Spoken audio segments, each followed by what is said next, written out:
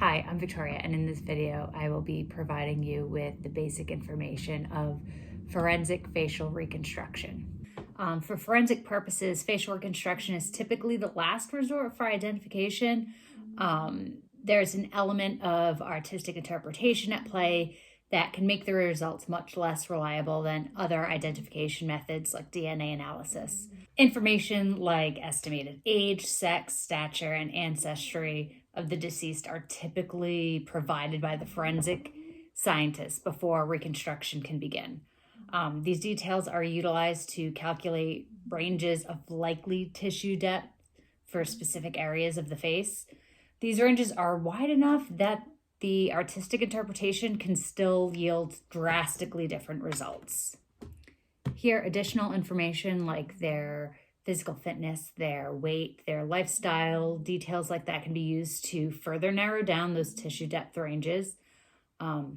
Once they're narrowed down as much as reasonably possible, the skull is then examined for any identifying markers like old injuries or disease that would have been visible on the person's face while they were alive. The knowledge of craniofacial muscles by the artist is imperative.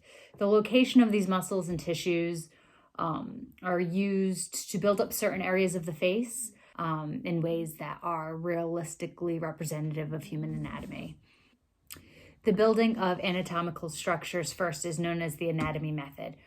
This is the method that's used by Gay Malin, the forensic artist in the New York State Museum. And that's the method we're going to be using in this video today. So the first thing we're going to do is we're going to take a look at this skull and try to determine the age, the sex, the ancestry of this individual. The first thing you can see when looking at this skull is the cranial sutures are visible, pronounced, they're pretty deep, and as we age, these tend to smooth out. So this is a good indication that this person was a young adult.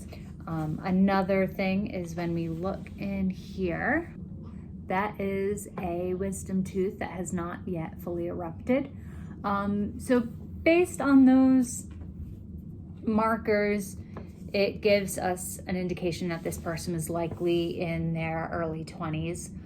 As far as determining gender, when you look at the sharpness of this angle here on the jaw, as well as the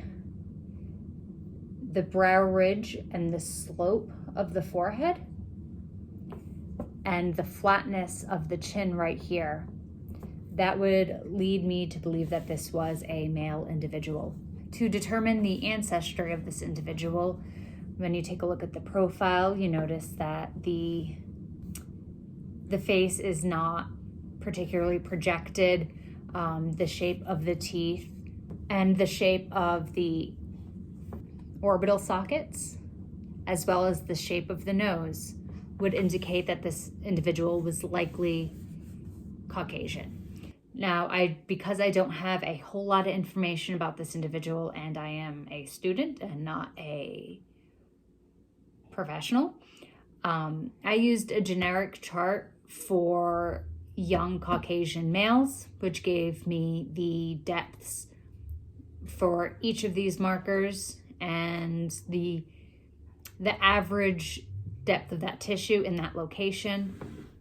I used coffee stirrers and cut those to length and adhered them with super glue in all of the locations indicated on that chart. And from here we can start building the muscles.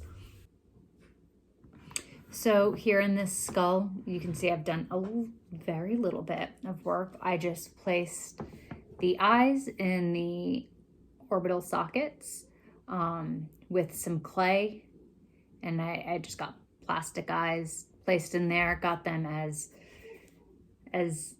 straight on as I could. And from there, we're gonna start building the muscles.